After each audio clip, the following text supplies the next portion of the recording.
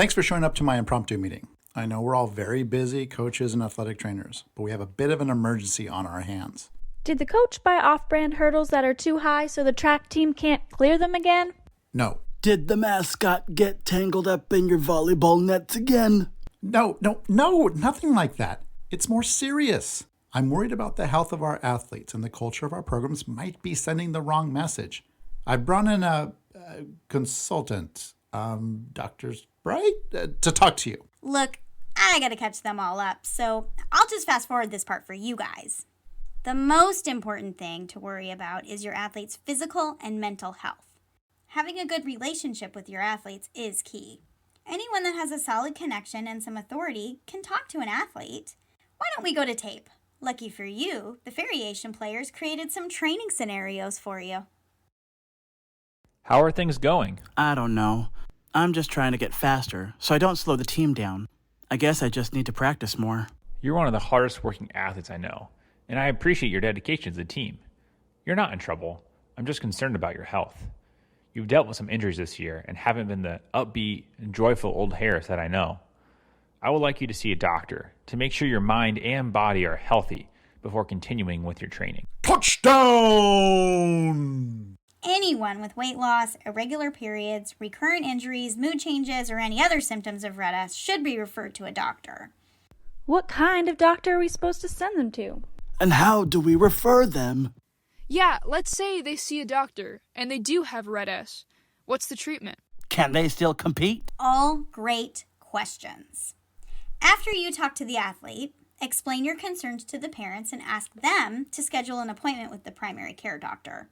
They may be referred to an adolescent or sports medicine doctor. That doctor will do an assessment and decide if they're safe to practice or compete. Treatment usually involves working with a dietitian and a psychologist to restore the energy balance and address disordered eating. Hospitalization is sometimes required for severe eating disorders, but everything is confidential, so a doctor won't share information unless an athlete wants them to. But wouldn't it be nice if we could prevent any of this happening in the first place? I wanted to meet before practice today to talk about health and wellness.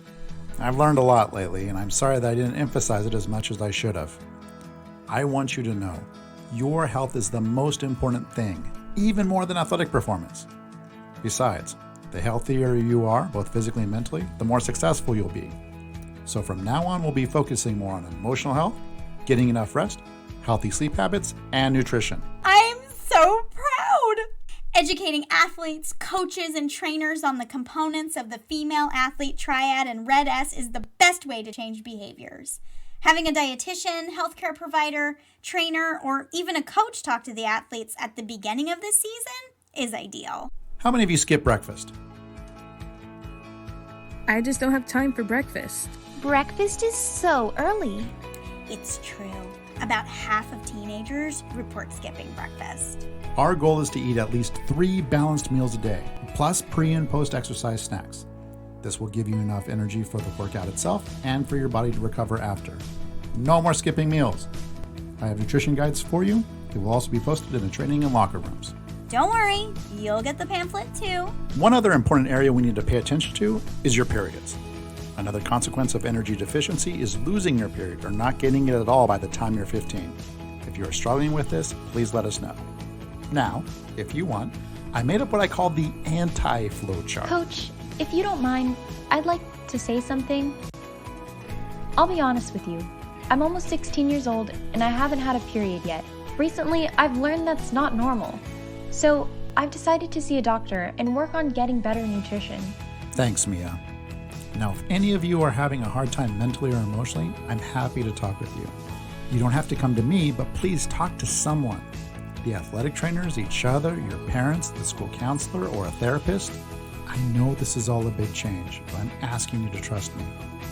Will you do that for me? I will, Coach. I will, Coach. Okay, Coach. Yes, of course, Coach. Okay, fine, yes. Well, it looks like my work here is done. Make sure you check out our referral information and nutrition handout.